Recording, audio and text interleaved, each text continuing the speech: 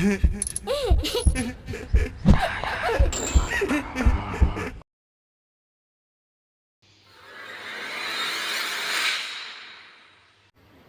Niloy.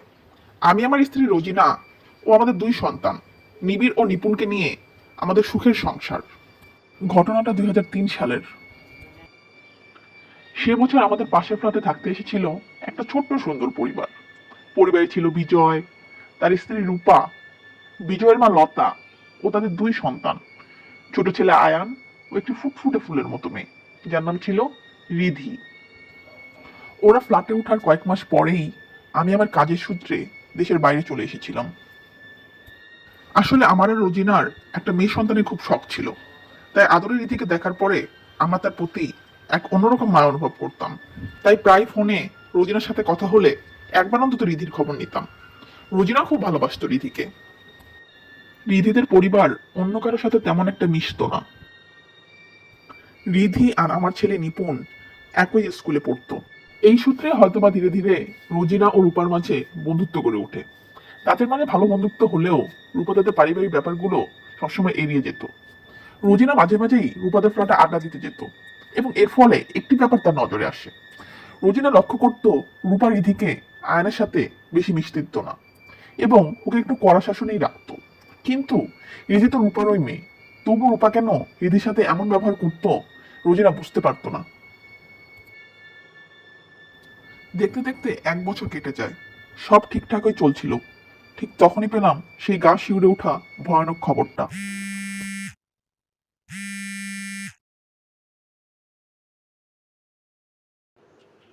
Hello, hello Niloy.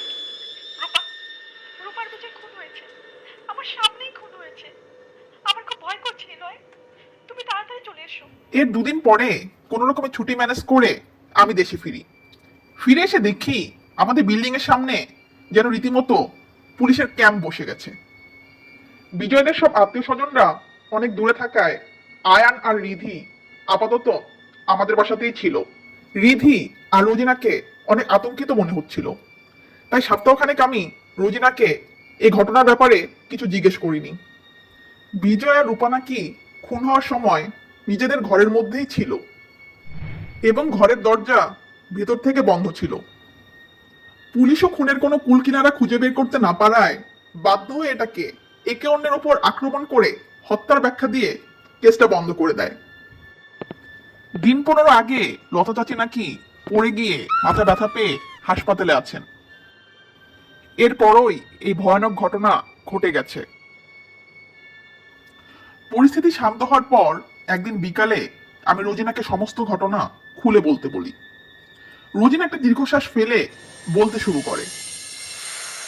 একদিন বিকেলে রিধি আমাকে একটা সুন্দর পুতুল এনে দেখায়।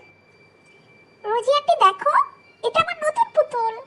বাবা এটা আমার জন্য কিনে এনেছে, কিন্তু কেন জানি বাসার স্টোর রুমে এটাকে লুকিয়ে রেখেছিল। আমি আজকে এটাকে বের করে নিয়ে এসেছি। কেমন পুতুলটা? পুতুলটা আসলে অনেক সুন্দর। দেখতে যেন একটা ছোট্ট রিধি গোলাপি ফ্রক পরে কোলে শুয়ে আছে। আমি বললাম, বাহ, পুতুলটা তো খুব সুন্দর, ঠিক তোমার মতো। এটা বলে ওর হাত থেকে পুতুলটা নেওয়ার সাথে সাথে অদ্ভুত কিছু অনুভব করি। আমার মনে হলো পুতুলটা যেন মুচকি হাসছে আর চোখ মিটমিট করছে। পরক্ষণেই ভাবলাম, তা আবার হয় নাকি, সব আমার মনের ভুল। এইসব ভাবতে ভাবতেই রিধি আমার হাত থেকে পুতুলটা ছিনিয়ে নিয়ে একটু রাগ নিয়েই বলে ওঠে, আন্টি কি হয়েছে? আমার পুতুলটা তোমার পছন্দ হয়নি? ওর দিকে এভাবে তাকিয়ে আছো কেন? বলেই ছুটে সেখান থেকে চলে যায়। আমার কাছে একটু অস্বাভাবিক মনে হয় ব্যাপারটা। পরের দিন বিকেলে বাজারে যাওয়ার সময় লতা চাচির সাথে দেখা হয়। নানা কথার মাঝে কালকে বিকেলের কথাটা বলতেই উনি একটু থতমত খেয়ে যান এবং এড়িয়ে যেতে থাকেন। ব্যাপার যে কিছু একটা আছে তা আমি আঁচ করতে পারছিলাম। তাই আমার জোরাজুরিতে শেষমেশ লতা চাচি বলেন, রিধি আমার নাতনি ও বিজয়ের মেয়ে হলেও রূপার সন্তান নয়। সে বিজয় ও তার প্রথম স্ত্রী মিতালির মেয়ে।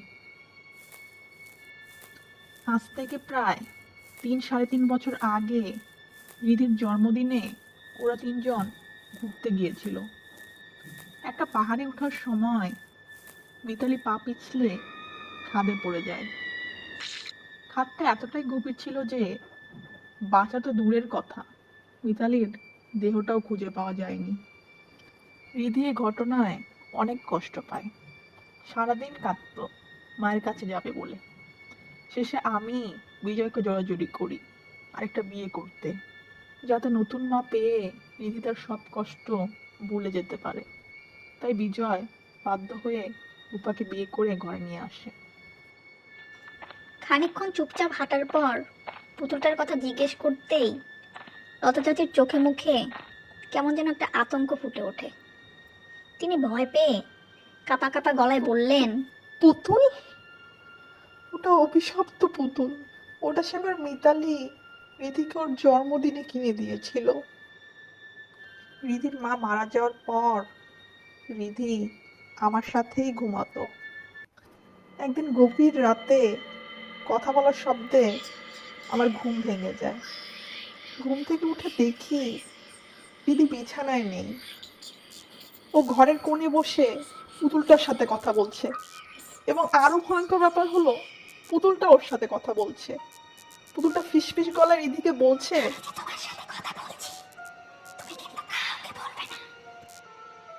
রিধিও বলে উঠে, কাউকে বলবো না, তুমি শুধু আমার সাথেই থাকো। এসব দেখে আমি চিৎকার দিয়ে মেঝেতে পুরো অজ্ঞান হয়ে যাই।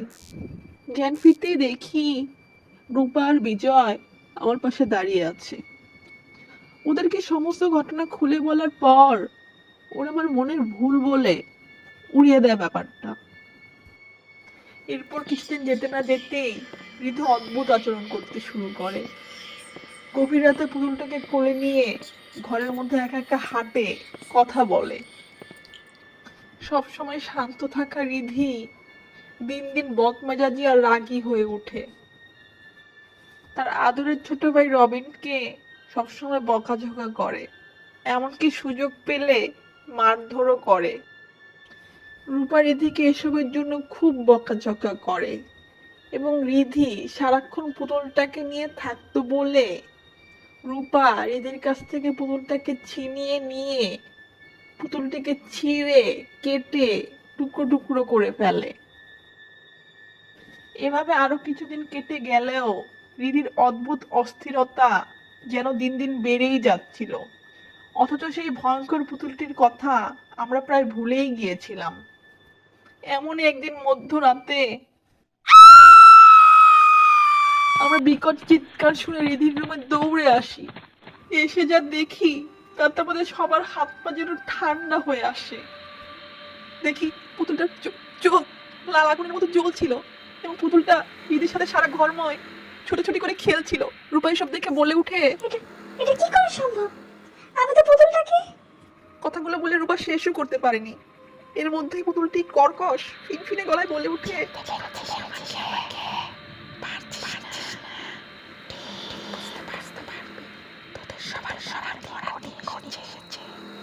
এই বলে পুতুলটা একটা বিকট চিৎকার দেয়।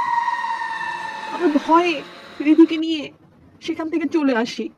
বিজয় বলে, ওরা নিশ্চয়ই কোনো অশরীরী আমার মেয়ের পিছনে পড়েছে। রূপা চেঁচিয়ে বলে উঠল, শোনো বিজয়, এই মেয়ের কারণে যদি আমার ছেলের কিছু হয় তাহলে এই মেয়েকেও আমি বাঁচতে দেবো না। তুমি রিধিকে কিছু বলবে না, রিধি আমার মেয়ে। তোমার কথা আমি মিতালিকে...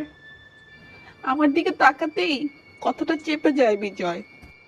পরদিন থেকে নতুন বাসার সন্ধান করতে থাকে বিজয়। এরপর আমার ফ্ল্যাটটির খোঁজ পেয়ে পুতুলটাকে সে বাসায় রেখেই এখানে চলে আসি।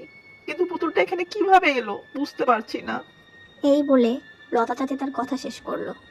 এরপরে সপ্তাহখানেক পরে একদিন সন্ধ্যার সময় আমি কিছু কাজ সেরে বাড়ি ফিরছিলাম। হঠাৎ রাস্তায় সে পুতুলটিকে দেখতে পাই। আমি আতঙ্কে চিৎকার দিতে যেও পারিনি। পুতুলটি ফিনফিনে গলায় বলে উঠলো,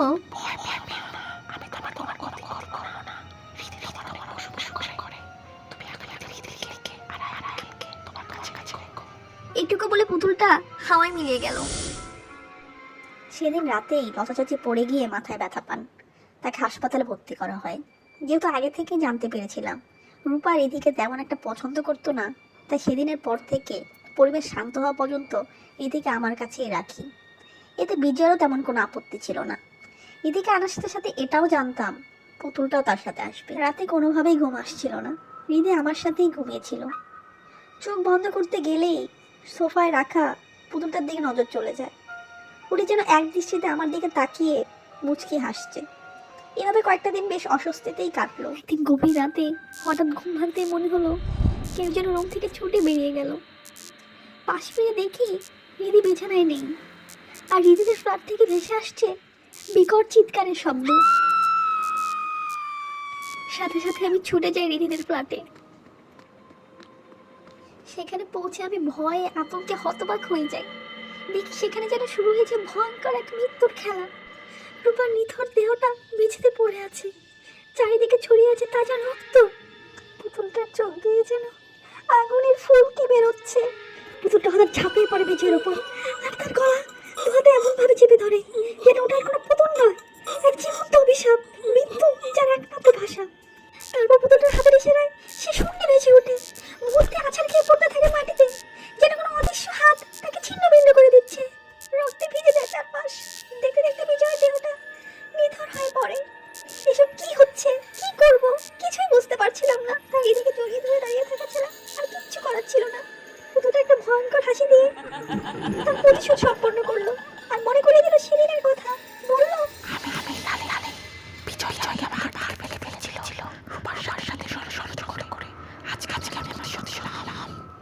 কথাগুলো বলে মুহূর্তে হয় মিলিয়ে গেল পুতুলটা। এরপর আমার আর কিচ্ছু মনে নেই। ঘুম থেকে উঠে দেখি রিধি আর আমি আমাদের ঘরেই আছি। এটুকু বলে রোজিনা তার কথা শেষ করলো। পরবর্তীতে আমরা রিধিকে আর আয়ানকে দত্তক নিয়ে নেই। এখন তারা আমাদের পরিবারেরই অংশ। আমরা বেশ সুখে শান্তিতেই সময় কাটাচ্ছি এখন। পুতুলটাকেও এরপরে আর কখনো দেখা যায়নি।